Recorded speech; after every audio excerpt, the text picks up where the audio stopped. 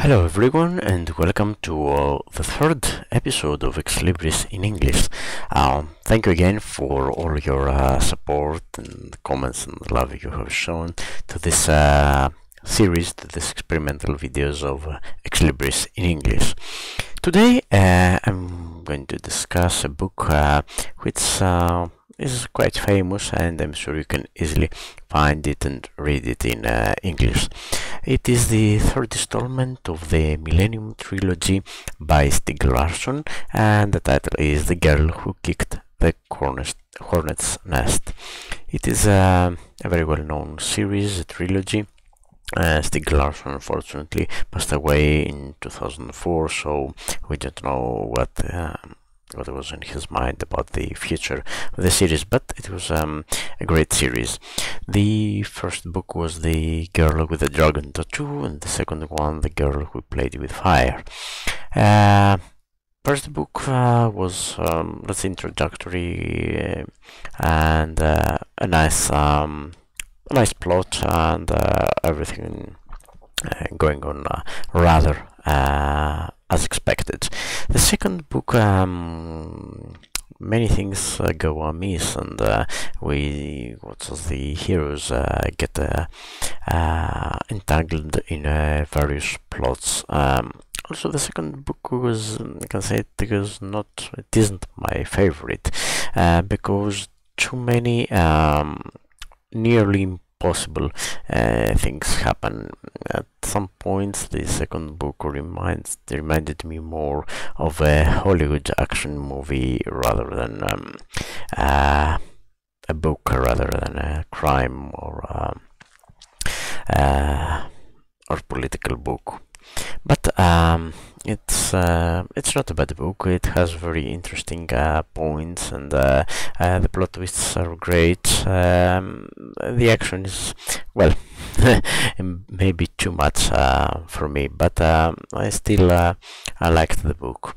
And the third book, I think the third book together with the one are the best of the series, and the third book concludes the series very well.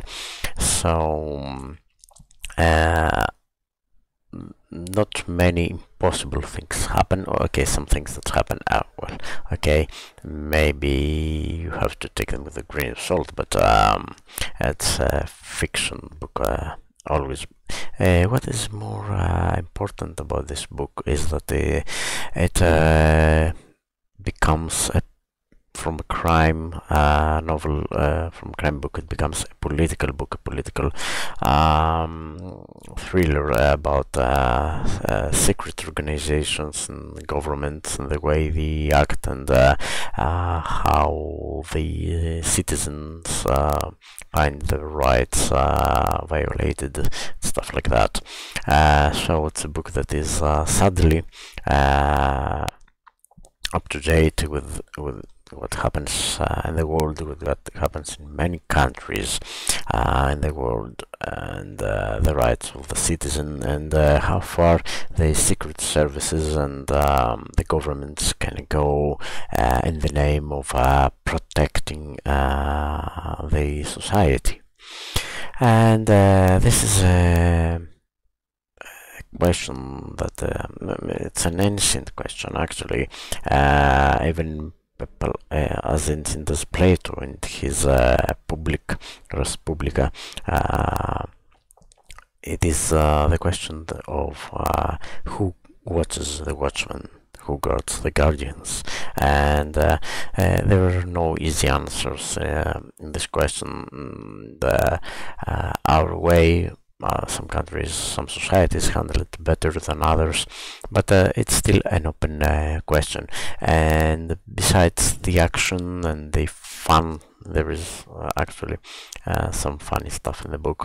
Besides the fun and stuff like that, Stieg Larsson makes some very serious and valid points about the way societies, governments, and the need for security versus democracy, stuff like that works. So from a point onwards, it's political. It's clearly political book. And I'm not. I know the Elizabeth Salander, the main hero, appears in the next installment. There are books written not by Stieg Larsson, but I'm not reading. I'm not going to read these. I have discussed with friends in Goodreads and other social media about the books, and they're just okay books. I mean, if you love the main character, yes, go ahead and read them, but they don't. Yeah, they lack from point onwards. They lack the depth and the awesomeness of Stieg Larsson's writings. So I'm afraid I'll skip them. So that was the book I suggested, and you can read it. You can read the whole Millennium Trilogy easily. It's they're fast-flowing books, and the way of writing yes, it's a great writer. It was a great writer, Stieg Larsson. Well, let me take you to another. It's not about books, but it's about fantasy. You know, fantasy is one of my favorite genres, and if you are into fantasy, please go to YouTube and watch the mini-series Ren the Girl with a Mark. It's a series directed, funded through Kickstarter, and directed by Kate Madison. It's a great. It has earned many trophies and recognition. It's recognition internationally, and I have watched it, and it's a mini-series, just 5 episodes, short episodes, but it is very well written and very well played. No, very well shot as a movie.